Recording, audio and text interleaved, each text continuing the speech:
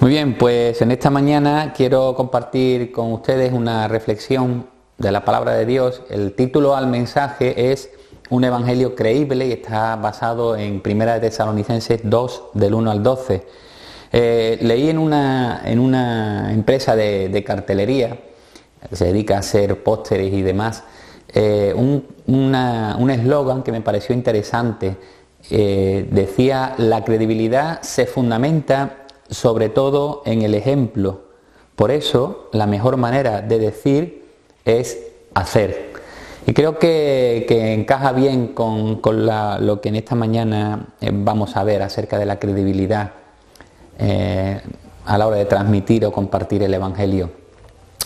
Leía hace poco la historia de una chica que aceptó la fe después de haber oído por casualidad a cristianos hablar unos con otros sobre el Señor. Ella había oído el Evangelio muchas veces, pero siempre creía que los cristianos eran unos farsantes. Había reaccionado con violencia ante cualquier mención del nombre de Jesucristo. Y un tiempo de verano se decidió quedarse en casa de unos tíos por un mes entero, y ella muchas noches se quedaba despierta escuchándolos hablar el uno con el otro acerca de su amor por el Señor y su deseo de servirle, y esa sinceridad que era evidente le convenció. Fue una gran sorpresa y una gran alegría, desde luego, cuando al final de su estancia anunció que ella quería ser cristiana al igual que ellos. Y es que muchas personas hoy día se sienten defraudadas por haber sido consentidas con algo que no se correspondía con la realidad, promesas que nunca fueron cumplidas, personas decepcionadas en sus trabajos, decepciones en el matrimonio, aún en nuestro ámbito, decepción por haber escuchado quizá un evangelio fácil, por personas que después tenían una doble vida. Las palabras a veces no son respaldadas por nuestros actos o por actos consecuentes, y eso lleva a la pérdida de credibilidad. La iglesia de los tesalonicenses, a la que Pablo está escribiendo y de la que vamos a ver algo en esta mañana, estaba siendo influenciada para que desconfiara de Pablo y de su equipo, así como de su mensaje. Los falsos maestros, llamados judaizantes, pues estaban muy interesados en eliminar esta iglesia naciente que había confiado en Cristo. Y Pablo le escribe con pasión y con amor para defender tanto su trabajo como el mensaje que habían predicado. Si queremos tener éxito a la hora de compartir nuestra fe, podemos aprender del modelo de Pablo y de su equipo y su relación con estos creyentes de Tesalónica. Vamos a ver entonces, la pregunta que podríamos plantear sería: ¿qué condiciones son indispensables para compartir el Evangelio con credibilidad? ¿Qué condiciones son indispensables para compartir el Evangelio con credibilidad? Y vamos a encontrar en el ejemplo de Pablo y su equipo principalmente tres que vamos a ver a continuación, que son motivación sincera, palabra verdadera y conducta entrañable. Os invito a leer pues el texto que nos va a servir como base a esta meditación, 1 de Tesalonicenses 2, del 1 al 12. Dice allí la palabra de Dios: porque vosotros mismos sabéis, hermanos, que nuestra visita a vosotros no fue en vano, sino que después de haber sufrido y sido maltratados en Filipos, como sabéis, tuvimos el valor, confiados en nuestro Dios, de hablaros el Evangelio de Dios en medio de mucha oposición. Pues nuestra exhortación no procede de error, ni de impureza, ni es con engaño, sino que, así como hemos sido aprobados por Dios para que se nos confiara el Evangelio, así hablamos, no como agradando a los hombres, sino a Dios que examina nuestros corazones. Porque, como sabéis, nunca fuimos a vosotros con palabras lisonjeras, ni con pretexto, ni para lucrar. Dios es testigo. Ni buscando gloria de los hombres, ni de vosotros, ni de otros, aunque como apóstoles de Cristo hubiéramos podido imponer nuestra autoridad.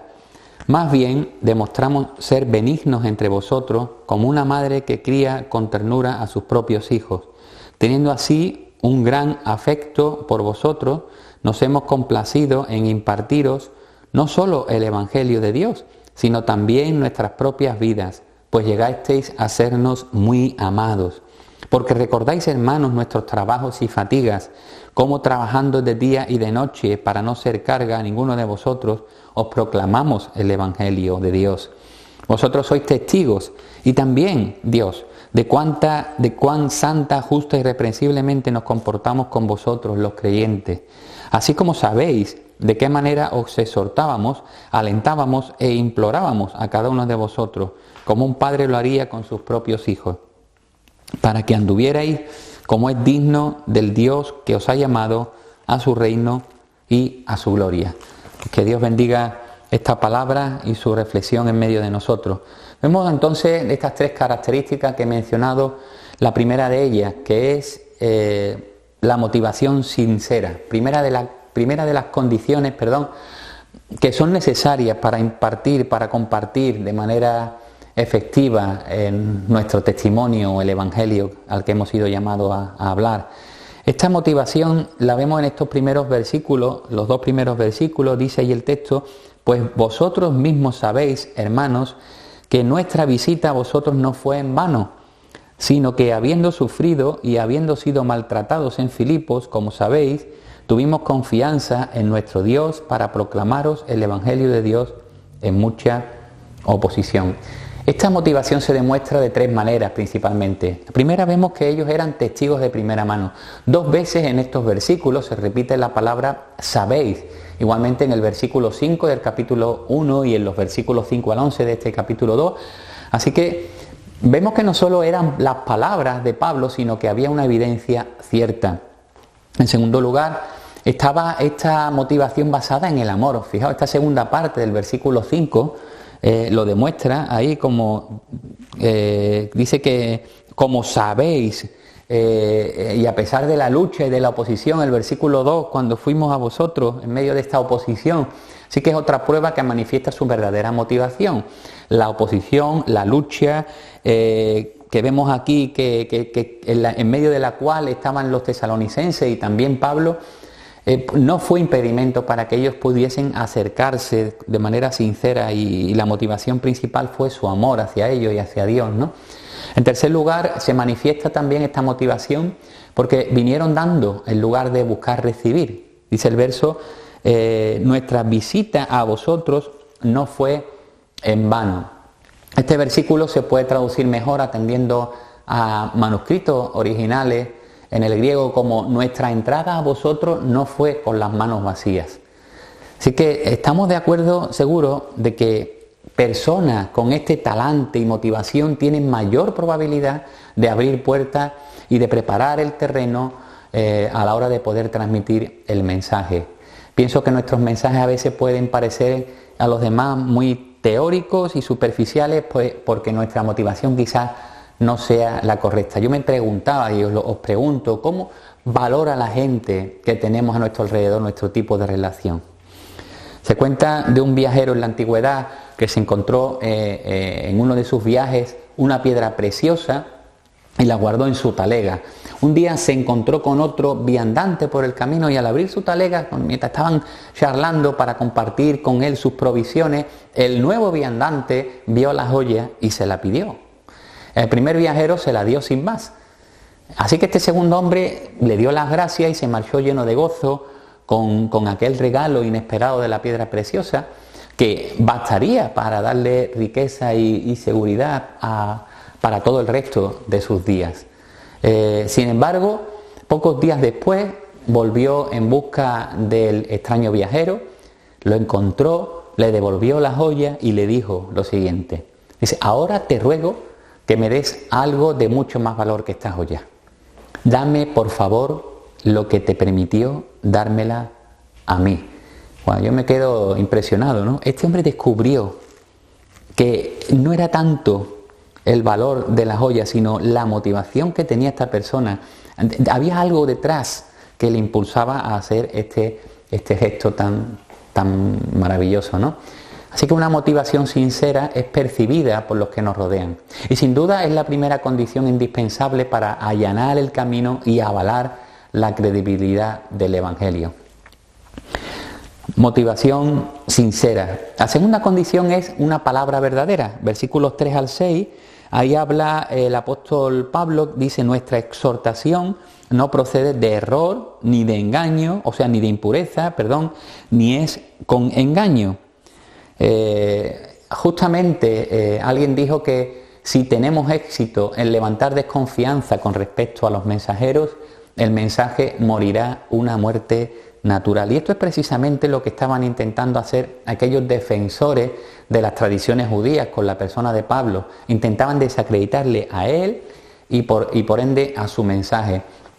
En la respuesta de Pablo podemos ver cuáles son las acusaciones.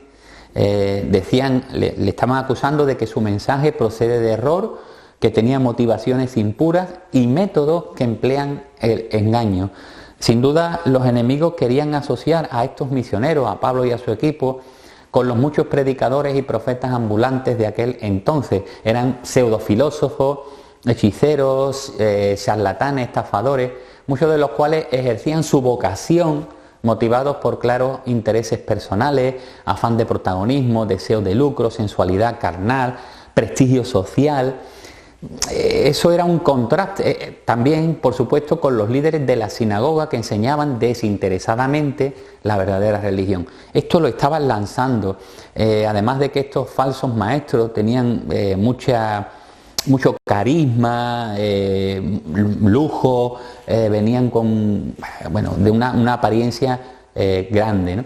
Así que ante estas acusaciones Pablo niega estos cargos. ¿Y cómo lo hace? Pues él va a decir va a realzar la verdad y va a poner el acento en que su palabra realmente es una palabra verdadera. Es una palabra verdadera y que agrada a Dios. Dice que así como hemos sido aprobados por Dios para que se nos confiara el Evangelio, así hablamos, no como agradando a los hombres, sino a Dios que examina nuestros corazones. Pablo y su equipo tenían el respaldo de saber que habían sido aprobados por Dios y tenían la autoridad de hablar el mensaje. Esto les daba el valor para hacerlo sin la tentación de agradar a los hombres, sino al Señor, a quien debemos de dar cuenta. Es la aprobación divina y no la opinión humana la que permite que Pablo pues se pudiese declarar inocente. Y eso es lo que nosotros debemos de buscar, ¿no? La aprobación divina.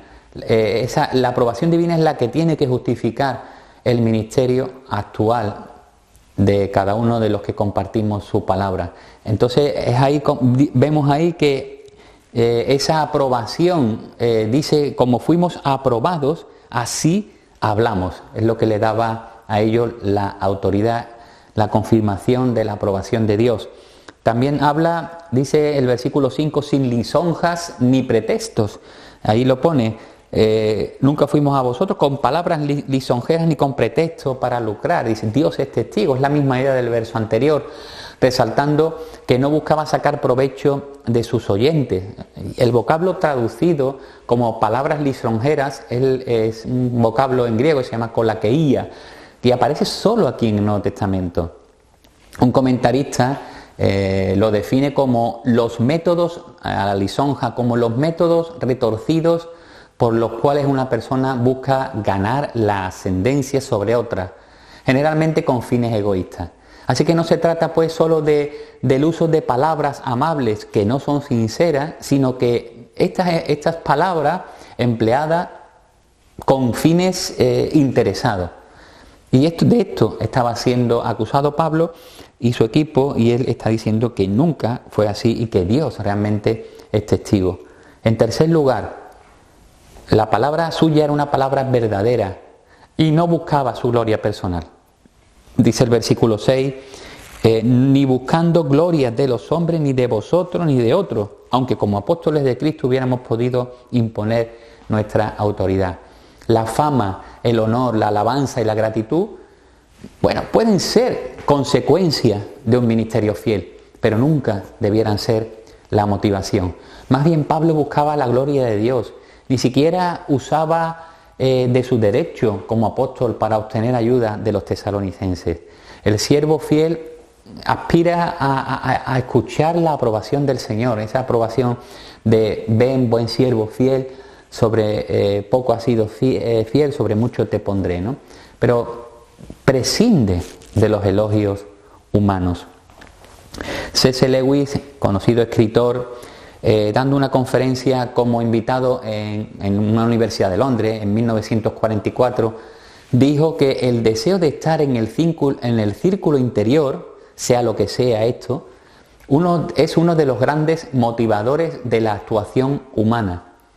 De todas las pasiones, dice él, la pasión por el círculo interior es la más habilidosa para hacer que un hombre que todavía no es demasiado malo realice muy malas acciones. Hay un gran peligro en querer rebajar nuestro mensaje por el deseo de ser aceptado por los que nos rodean. Surge la pregunta, ¿de qué manera estoy presentando verbalmente el mensaje del Evangelio? Yo creo que todos tenemos el reto de ser portavoces auténticos, de presentar las demandas y las riquezas del Evangelio con toda fidelidad, con toda sinceridad y esperando el verdadero reconocimiento de Dios. Así que para transmitir un Evangelio creíble en lo que a nosotros corresponde, debemos de tener una motivación sincera en primer lugar, en segundo lugar, una palabra verdadera y en tercer lugar, y esta es la última condición, es conducta entrañable. Se encuentra en los versos del 7 al 12. Dice el apóstol, más bien demostramos ser benignos entre vosotros. Benignos entre vosotros. Hay una frase conocida que dice que no oigo lo que dices porque tus acciones hablan más fuerte que tus palabras. Indudablemente lo que va a dar consistencia y credibilidad a nuestro mensaje es la manera en la que acompañamos lo que decimos.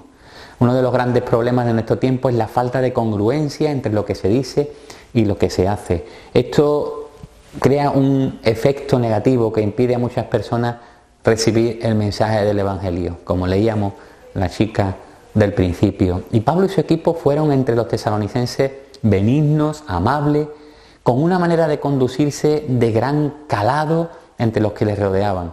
Algunas manifestaciones, algunas maneras en las que se manifestó su trato hacia los demás, y no tengo tiempo de pararme, pero ahí en el versículo 7 habla de ternura, como la madre, ¿no? Cría con ternura, una madre que cría con ternura a sus hijos, ¿no? En esa calidad, en ese mimo, en esa entrega. Todos los que hemos tenido hijos podemos dar fe, no como madre, como padre, pero de ver, de observar el cariño de manera natural que la madre tiene por sus hijos, ¿verdad? Esa ternura. El versículo 8 habla de gran afecto. Nos hemos complacido en impartiros no solo el Evangelio de Dios, sino nuestras vidas, porque llegasteis a sernos muy amados. Estaban dispuestos a dar sus vidas por ello, pero no solo en un sentido metafórico, sino de que de manera real lo estaban haciendo ya por amor. El versículo 9 habla de trabajo abnegado, cuando dice que día y noche, trabajos y fatigas para no ser carga a ninguno de vosotros, y así les proclamaban a la misma vez el Evangelio. Duros trabajos con el objetivo de no ser carga. O sea, se estaban dando y estaban dando de lo suyo junto con el mensaje en lugar de recibir, algo que era lícito incluso. Versículo 10, fueron la conducta suya irreprensible, esta palabra, y dice que vosotros sois testigos de cuán santa, justa e irreprensiblemente nos comportamos con vosotros los creyentes. La palabra testigo indica un hecho irrefutable y otros calificativos como santa, justa, irreprensiblemente, es decir, sin nada que pudiese poner un borrón en su hoja, en su expediente. No hay nada que ellos pudiesen sacar, que pudiesen sacarle a la cara y decirle, mira, Pablo, cuando tú estuviste entre nosotros, actuaste así o así, así. Es tremendo que él pudiera varias veces, ¿no? Como hemos visto, la palabra sabéis, sois testigos, Dios es testigo. Una conciencia limpia delante de Dios impresionante. El versículo 11 habla también de que ellos buscaban alentar y encaminar a estos hermanos. Y dice como un padre, versículo 11, implorábamos a cada uno de vosotros, alentábamos, exhortábamos, como un padre lo haría con sus propios hijos. Así que antes estaba la figura de la madre con esa ternura y ahora vemos la figura del padre también con ese guía, ese cuidado, como ese guía, ¿no?, de la familia, el que da buen consejo, el que busca lo mejor de sus propios hijos, no con reprensión, sino con ánimo, con aliento, con acompañamiento, implorándoles, dándoles ejemplos, no con una autoridad impuesta, ¿no? La verdad es que el ejemplo y la conducta entre ellos fue intachable. Y el versículo 12, fijaos que además tenían un propósito noble, un noble propósito. Era claro el objetivo, que ellos, como dice el texto, pudiesen andar de la manera como es digno del Dios que os ha llamado a su reino y a su gloria. Que ellos pudiesen andar de acuerdo a la manera que ellos les estaban predicando y enseñando con su ejemplo, la manera de Dios. ¿Cuáles serían las características de estas que podrían manifestarse en nuestra vida? ¿Podríamos decir, como Pablo, que somos irreprensibles? ¿Hasta qué punto me estoy dando por los demás de manera abnegada? ¿Me gozo cuando otros están creciendo y andando a la manera de Dios? Seguro que habéis oído hablar de la Madre Teresa de Calcuta, conocidísima, ¿no? Ella deja citado en un libro, en una guía de oración, dice: la labor que realizamos es solo nuestro amor por Jesús en acción. Si oramos por esa labor, si se la hacemos a Jesús, si la hacemos por Jesús, si la hacemos con Jesús, eso es lo que nos da satisfacción. Esa era la motivación que movía a Pablo. Eso era el objetivo o lo que impulsaba su vida y lo que salía por sus poros a la hora de comportarse y a la hora de actuar en medio de aquellos hermanos, de aquellos creyentes sencillos, jóvenes en la fe, que estaban esperando, que estaban siendo atacados, y que Pablo viene a reforzar y a animar y a poder quitar aquellas ideas que estaban siendo, a las que estaban siendo sometidos. Así que hemos considerado 3 condiciones necesarias para que el Evangelio que somos llamados a compartir sea creíble. Hemos visto que hace falta una motivación sincera, genuina. Hace falta una palabra también verdadera, sin buscar nada aparte. Y en tercer lugar, una conducta entrañable, de ser benigno y generoso como Pablo, ¿no? Así que en Pablo y su equipo pues, tenemos un referente en cuanto a la manera de transmitir el mensaje de Jesús. Deberíamos de ser imitadores suyos, así como lo era de Cristo, y él mismo lo dijo en su palabra, ¿no? Que nuestra influencia sea, o que nuestra influencia sobre otros para seguir a Jesús comience con nuestra propia credibilidad.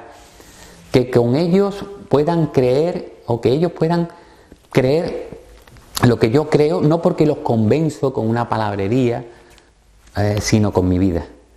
Que puedan ver nuestra motivación sincera, nuestras palabras de verdad, nuestra conducta realmente irreprensible, entrañable a la misma vez. Que cada día, al depender del Señor en todas las situaciones, podamos transmitir a otros esa credibilidad y ellos puedan terminar convencidos de que son el objeto del amor de Dios. Recuerda que quizás nuestra vida puede ser la única Biblia que muchos lean. Pues quiera Dios que nos ayude con esta reflexión, a que podamos tener en cuenta estos 3 aspectos, estas 3 condiciones, que pueda hacer que nuestro Evangelio realmente sea creíble en medio de esta sociedad. A Dios sea la gloria y a nosotros su bendición. Amén.